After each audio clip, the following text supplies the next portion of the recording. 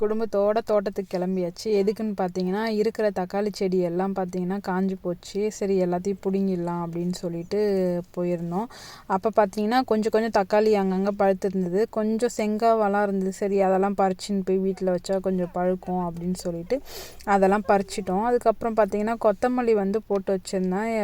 கொஞ்சம் கொஞ்சமாக தான் பிடுங்குறேன். ஏன்னா மொத்தமாக பிடுங்கி வீட்டில் வச்சா வீணாயிடும் இல்லைங்களா? அதனால் இப்போ வந்து முன்னே நிறையா பிடுங்கிட்டேன். இப்போ வந்து கொஞ்சம் இருந்தது. சரி அதையும் பிடுங்கியாச்சு எல்லாத்தையும். அப்புறம் கொஞ்சம் கொஞ்சம் பீன்ஸ் அங்கங்கே இருந்தது.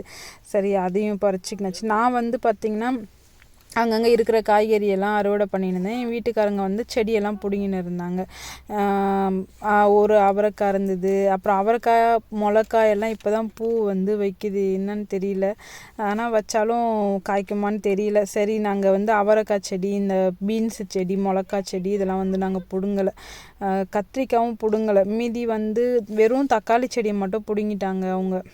ஏன்னா தக்காளி வந்து இதுக்கப்புறம் சுத்தமாக பழுக்காது. ஏன்னா வெயில் இல்லை. தக்காளிக்கு வந்து மேக்ஸிமம் வந்து 18லேருந்து 25 டிகிரி இருக்கணும். இப்போ அது இல்லைன்றதால தக்காளி செடி எல்லாத்தையுமே பிடுங்கியாச்சு. அப்புறம் மிளகா பார்த்திங்கன்னா நிறைய இருந்தது. பூவும் வச்சுருந்தது. சரி அதனால் அதையும் பிடுங்கலை. மிளகா மட்டும் பறிச்சிக்கினாச்சு.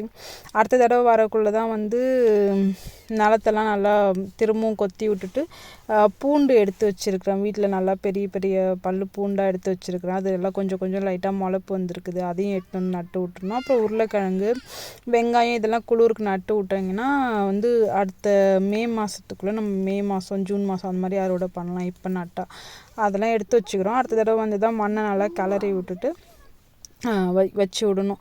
அதுக்கப்புறம் பார்த்திங்கன்னா தக்காளி செடியெல்லாம் பிடுங்கி போடக்குள்ளே அதில் கொஞ்சம் கொஞ்சம் காய் இருந்தது. அதையெல்லாம் என் பசங்க எடுத்து வச்சுன்னு விளாட ஆரம்பிச்சிட்டாங்க.